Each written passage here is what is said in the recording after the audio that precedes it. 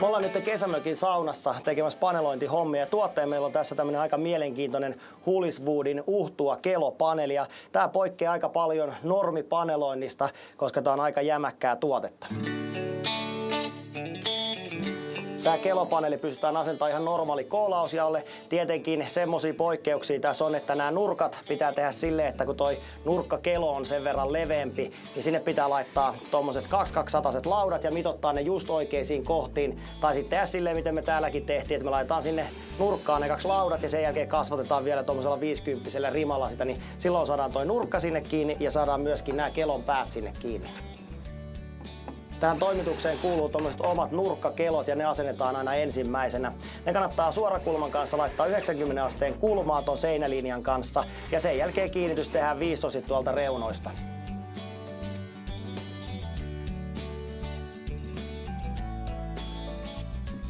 Ensimmäinen kelopaneeli kannattaa laittaa vatupassin kanssa suoraan ja sen kiinnitys tapahtuu esimerkiksi 90 ruuveilla suoraan tuosta kelon läpi. Ja sen jälkeen tuohon laitetaan toi oma niin kuin ponttilista, mistä laitetaan sitten esimerkiksi tuommoisilla 4,5 x 5 ruuveilla vinottaen se yläreuna kiinni.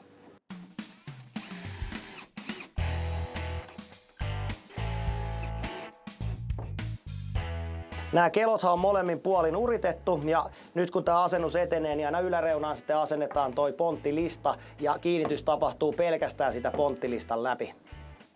Tämän kiinnityksen voi tehdä sitten ruuveilla tai nauloilla.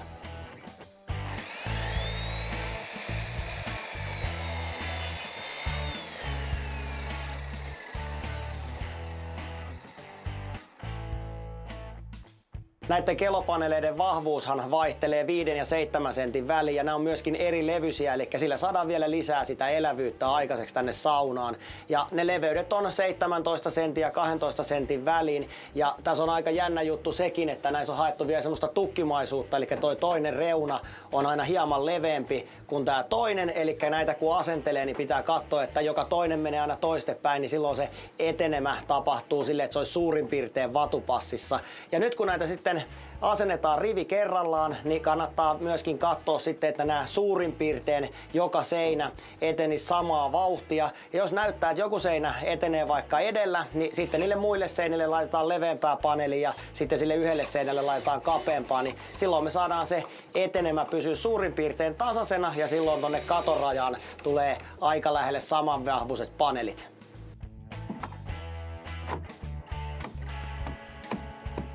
Tämä kelopaneelihan on valmistettu pystyyn-kuivuneesta männystä, eli kelopuusta, ja sehän voi olla monta sataa vuotta vanhaa, eli se on siellä metsässä kuivunut pystyyn, ja tämä on siinä mielessä hyvä, koska tämä on sen kaiken elämisensä jo elänyt siellä, eli nyt kun tämä on sitten paneeliksi ajettu, niin tämä ei täällä seinässä enää vetele eikä vääntele.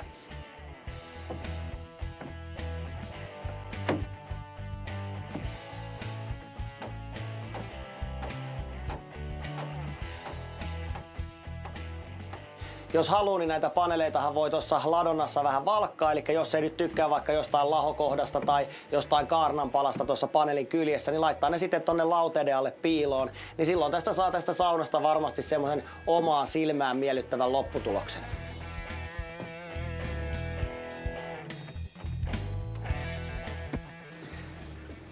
Nämä viimeiset kelopaneelithan kannattaa kiinnittää aina pinnasta ja tää on siinä mielessä näppärä, koska tää on tämmönen elävä pinta, niin ne ruuvit kun upottaa pikkasen syvemmälle, niin niitä ruuvikiinnityksiä ei tuolta huomaa. Ja valmistaja suosittelee aina, että seinät tehdään ekana ja katto tehdään sitten sen jälkeen. Ja tänne katoksi tuli tämmönen tuppeensahatusta kelosta oleva tämmönen lomalaudotus. Ja tässä on siinä mielessä näppärä, että jos jää pieniä rakoja, niin jos ne nyt silmää haittaa, niin tehdään sitten tosta kelopaneelista semmonen pieni rima sinne, mutta tämmöiset sentiraot niin ei tässä tuotteessa tunnu, eli tää on sen verran elävää, että ne ei siellä häiritse.